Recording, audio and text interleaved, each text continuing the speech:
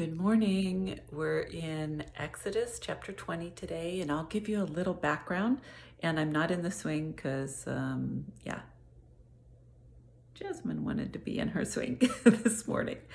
So, Exodus 20, just a reminder, God had saved the Israelite people. He'd brought them out of slavery, and he brought them out of Egypt, and they're wandering the desert, and they have no place to live. But God had already thought about that, because if you remember in our previous readings, God had promised Abraham and then his family, the generations, he had promised them a special land, a land of milk and honey, a beautiful land, very different than the desert, the dry, dusty, dirty desert that they were walking through right now. But the people tended to forget what God had done for them and what God had promised them was coming in the future.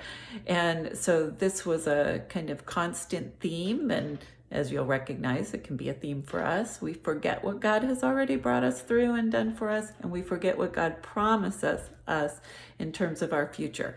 So this is then when Moses goes to Mount Sinai, and he receives the 10 Commandments. So here we go. We're going to hear these rules. The rules were meant for the people to learn how to love God and love one another and care for one another.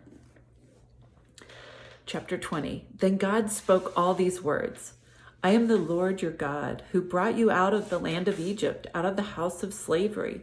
You shall have no other gods before me. You shall not make for yourself an idol, whether in the form of anything that is in heaven above, or that is on the earth beneath, or that is in the water underneath. You shall not bow down to them or worship them, for I, the Lord your God, am a jealous God, punishing children for the iniquity of parents to the third and fourth generation of those who reject me, but showing steadfast love to the 1,000th generation of those who love and keep my commandments.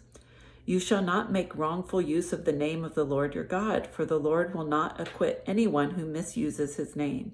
Remember the Sabbath day and keep it holy. 6 days you shall labor and do all your work, but the seventh day is a Sabbath to the Lord your God, and you shall not do any work.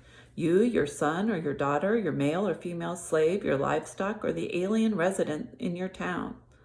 For in 6 days the Lord made heaven and earth, the sea, and all that is in them, but rested the seventh day. Therefore the Lord blessed the Sabbath day and consecrated it. Honor your father and mother, so that your days may be long in the land that the Lord your God is giving you. You shall not murder. You shall not commit adultery. You shall not steal. You shall not bear false witness against your neighbor. You shall not covet your neighbor's house. You shall not covet your neighbor's wife, or male or female slave, or ox or donkey, or anything that belongs to your neighbor. When all the people witnessed the thunder and lightning, the sound of the trumpet, and the mountain smoking, they were afraid and trembled and stood at a distance and said to Moses, You speak to us, and we will listen. But do not let God speak to us, or we will die. Moses said to the people, Do not be afraid, for God has come only to test you and to put the fear of him upon you so that you do not sin. Then the people stood at a distance, while Moses drew near to the thick darkness where God was.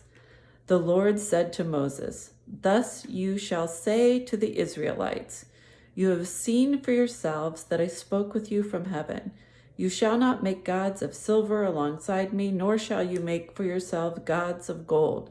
You need make for me only an altar of earth, and sacrifice on it your burnt offerings and your offerings of well-being, your sheep and your oxen, in every place where I cause my name to be remembered. I will come to you and bless you. But if you make for me an altar of stone, do not build it with hewn stones, for if you use a chisel upon it, you profane it. You shall not go up by steps to my altar, so that your nakedness may not be exposed on it.